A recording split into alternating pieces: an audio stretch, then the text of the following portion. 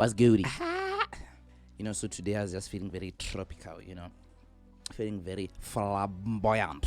I didn't have any flamboyant scarf, so now I'm just wearing a flamboyant, whatever the heck this thing is I got at a festival. It's still fire though. This is how the story went, y'all. I'm jumping right into it, and right got no time. Okay, so this is where I'm gonna start the story. I'm gonna start the story in grade 7. So in grade 7, I watched a super cool movie called August Rush. Movie was fire. I saw like that kid was beating the guitar with his hands and stuff. Like, if you haven't seen that thing, you must go and see it. Is that a what? God forbid, nonsense. Yeah, so we watched that movie in grade 7, and I came home like, ooh, that tea is fire. Yo, people need to get on this tea vibe. I've been sipping on some tea lately, and hey, yay! Oh, back to the story. I am sorry. Yeah, so this movie was fire. I came home and I was like, wow, the thing was amazing. But I also think, like, for me, me personally, I was never that good at school, man. I mean, school was cool. Stay in school. You hear that? Right, all that. Yeah. I just wasn't really that good at school, so never really had a thing I could put my finger on, like, this is my thing, or like I was good at this, or I was just in the streets at the time, just doing what I do. I did what I do. End of like Form 1, when I was at LKC, I had the opportunity to learn guitar at church. Shout out to churches out there equipping their young kids, you know what I'm saying, because ain't nobody else was gonna let me learn for free, and it was dope. We had like a few lessons, but at the end of that year, I was going for boarding school in Zim. And if you know about boarding school in the Mees, my niggas, nobody got no time for like strumming instruments.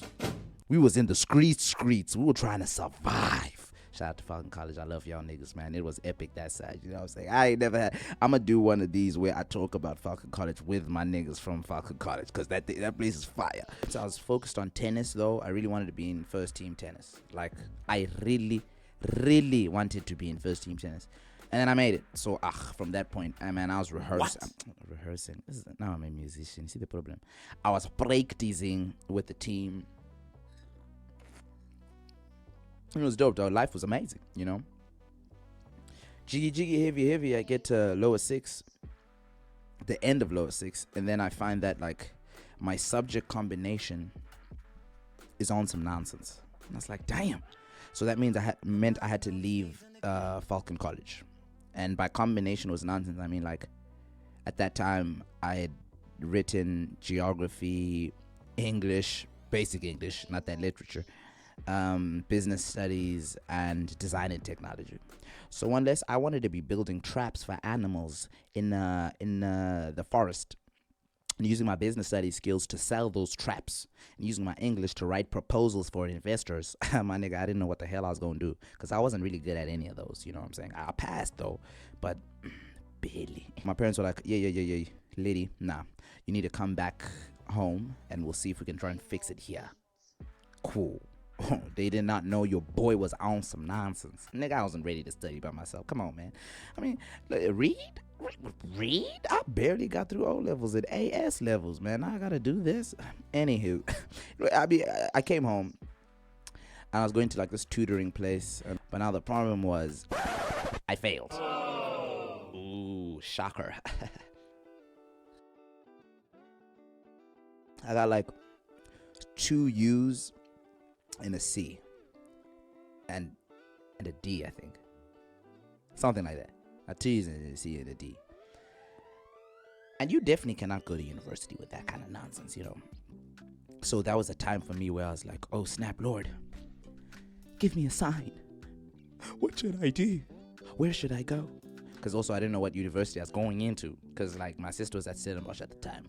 I did not have any form of result that will allow me to enter those gates. I was like, oh my God. Checked Wits, same thing. My results were just not there. I was like, it's turning into a young Mulligan Johnny here. So there I am in in the study in our crib, yeah, interceding like a professional prayer. You know, if the Power Rangers were power prayers, I was a power prayer in that room. Go power prayers. Hey man, like really trying to figure this thing out. You know, people were hooking me up with purpose books, you know, books about purpose. Like, oh, you know, everyone has a purpose. And I was like, oh snap, then what the hell is mine, nigga? Like, yeah, I was hella confused. I ain't gonna lie to you. Jiggy, heavy. I'm fortunate enough I got to go to Vega. Vega was fire. I met so many people at Vega that were like, yo, I don't know, like I can say fireballs. That's how I can define my squad at Vega, bro. Those guys were amazing, dog. Like, who this knocking at my door, man? I feel like every time I'm trying. Yo.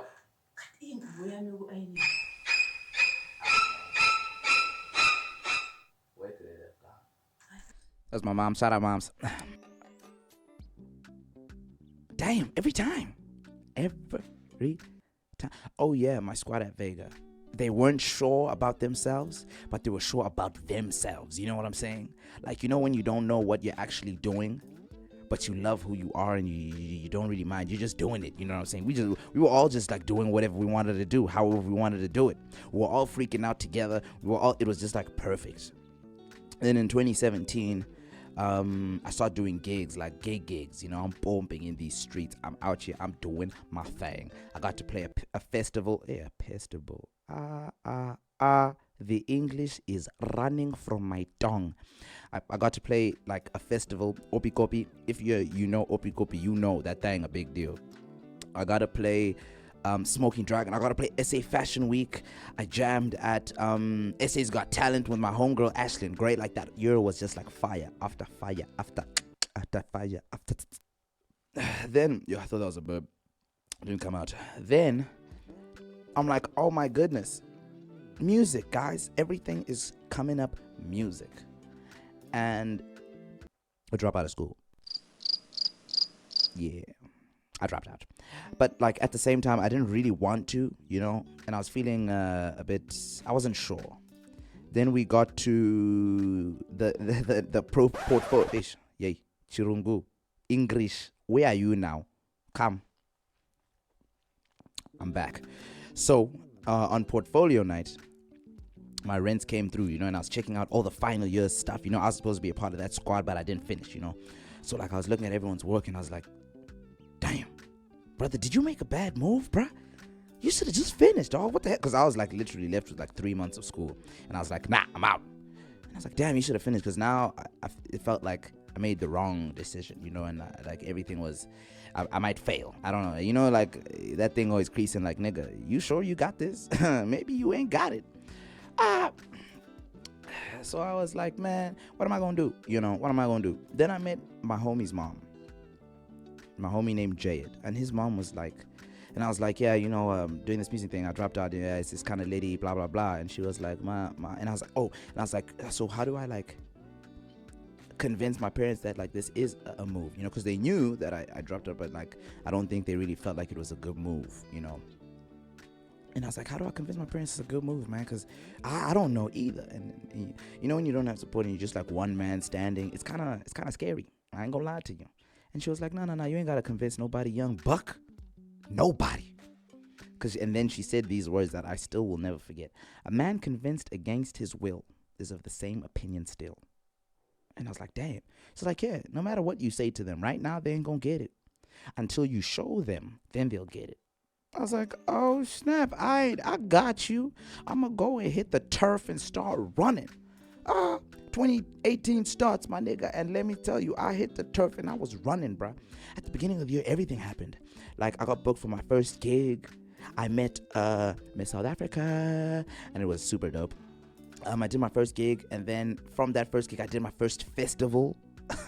Like, everything was just fire. Everything was coming up, skizzles, the scanzels, bro. Everything was fire. Then I needed to reapply for my permit to go back to SA. Do I not submit my passport and all of the proper papers to those people? 6 months, my niggas. 6 months with no response of why I am not getting a permit, bruh. And now, like, all the people that were calling me for gigs stopped because, I mean, I ain't coming to SA, so, like, I was gonna find someone else. And you know, this whole time, like, I'm watching everything like disappearing, and I'm like, damn, dude, what the hell? Because look, being in the music industry is already hard, and I thought SA was the spot because things were happening, everything was coming up sandy. You know what I'm saying?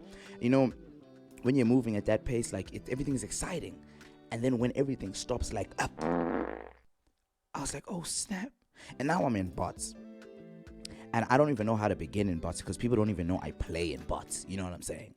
So I was just sitting there, like, on the couch. I was, like, on a rail, sitting on a couch for days while sleeping on the couch. I had my blankets and everything there. I had a little setup, you know what I'm saying? I was sleeping on the couch by the lounge downstairs. All kinds of bummy. Homeless. We're in a home. Like, it's so crazy how you could be homeless in a home. I was homeless in a home. And if you know me, I'm a very happy person. So when I got hit by Dimpranton, I was like, no. This cannot be like this, man. Depression is not for the youth. No, it's too much. I was like, I can't. I was chilling there, watching YouTube videos. And most of the YouTube videos I was watching were about Complex, Blueprint, about all people that have done it, you know what I'm saying? And how they did it. And I was like looking at their stories and like, yo, their stories were hectic, bruh. Like, they didn't just arrive, you know? They didn't just, like, get there. And while I'm watching these items, like, I'm getting inspired. I was like, ooh, if they can do it, so can I. I have a dream. Then I opened my laptop, and I saw, I have FL Studios on my laptop. Someone had put it there for something. I do not even know why they put it there, but I was like, oh, snap, let me use this thing. Opened it up, and it's like music. Music just became so real. Because, you know, like when you put sounds together and you make, and you like, I don't know what it is, like putting things together, like shows you how different things work together to make something harmonious. You know what I'm saying? I kind of took a break of acoustic and I was on lead guitar. But with lead guitar, I started learning like lead lines, you know? I was like, oh snap, lead lines are a thing. Because now I was soloing more. So now I was figuring that out, how to put lead lines in with like chords and like, so it just opened my mind of how dope music actually is, you know, like how it really is that form of expression, especially when you get to like produce. Because writing a song is one thing, but telling the story with the music along with the lyrics, it's fire, bruh. So like I was so glad that I got that moment of like inspiration to get into producing, you know. And during quarantine, because like stuff got canceled, I was supposed to go to the States, as you know from the last autumn. You know, like stuff got canceled, and I think it was a Wednesday and it was raining, and I was sitting there and I was like, damn. For some reason I like just had that feeling of like remembering that time when like everything got canceled because I couldn't go back to SA, and I was just sitting there in my bed. Not on the couch this time, my niggas, in my bed. I've graduated in my bed, and I was like, okay, I need to write a song. And I had like these two chords that like were in my head, and I jammed those two chords, and like I just kept going over and over those two chords to try and kind of get the lyrics. And geez, everything like everything was just fire. I made a shaker. That's the shaker you hear in the track. I was just going chuck with my hands, you know what I'm saying? Nigga, everything was just like a waka wah. I did the claps with my hands, niggas. Because I've always wanted to do that, like traditional Setswana, like that thing. And every like track I've suggested to do that in, like people's tracks, no one ever takes the idea. So I was like, this is my moment. I'm gonna use that thing. And yeah, guys, that's the whole story. The whole story is basically me being a fat baby. I'm just joking. It's just like, you know, sometimes when you think things are going your way and they get stripped away. Ooh, that didn't rhyme though. I just used the same word. Damn. Yeah, you know, and they get taken away. It kind of sucks. And it was just like a reshift and a refocus of what my priorities were. Because, you know, sometimes when you look at the thing, you do too much, you forget why you do that thing. You know, you think of strategies of how you can climb to the next level. When like, damn, music is just so beautiful that like just living in the moment of it is great. You know, I'm loving this track. Like, I don't even know how many times I've listened to it. I might be addicted. I found my new addiction, y'all. The song. I'm joking. But yeah, you know, so I hope you enjoy the song. I hope you enjoyed this story time. And yeah. Damn.